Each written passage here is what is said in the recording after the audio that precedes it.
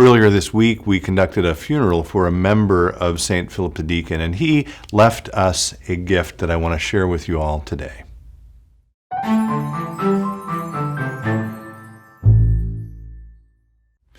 Hello, friends. Pastor Tim Twestermeyer here. Thank you for taking a little time to be with me today. On this day, St. Philip the Deacon conducted a funeral for a longtime member.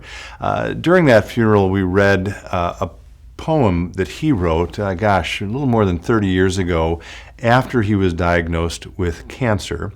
The poem is called Pick More Daisies, and today I'm going to read it for you with a couple of preliminary comments that I think represent some of the theological inspiration behind it.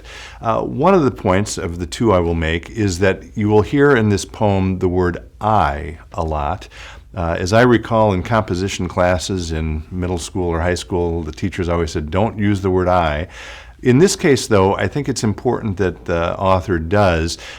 We've talked in past episodes about a form of prayer called Lectio Divina, and I've mentioned that at the third movement of that prayer form, very often when there's the question is, what do you hear God saying to you?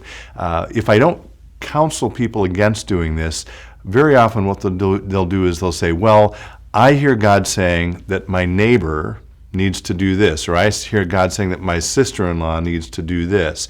And that's not a very spiritually mature way to approach the world. The question is, what is God asking of you? And as this individual drafted or wrote or composed this poem, he was taking responsibility, I would say, for his own spiritual journey, which is why the word I comes up again and again.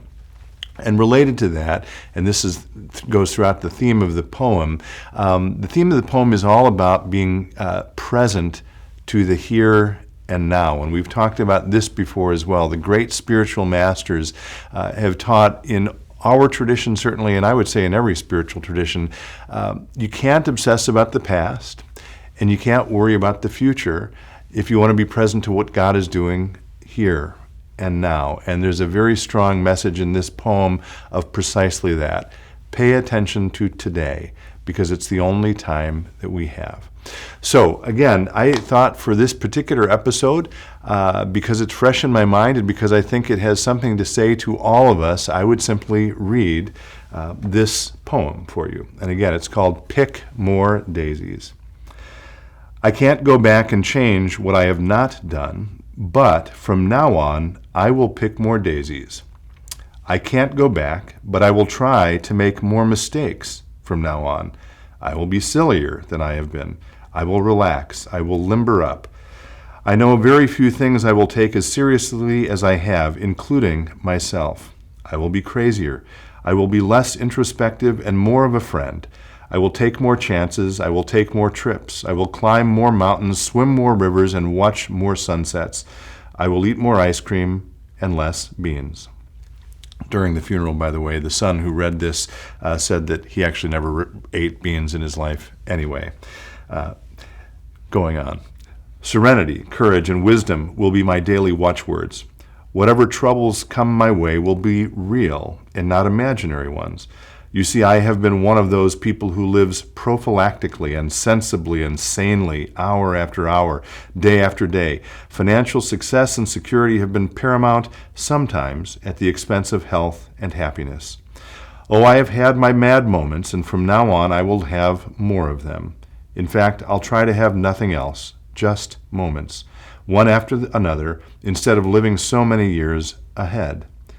I can't go back and change what I have not done.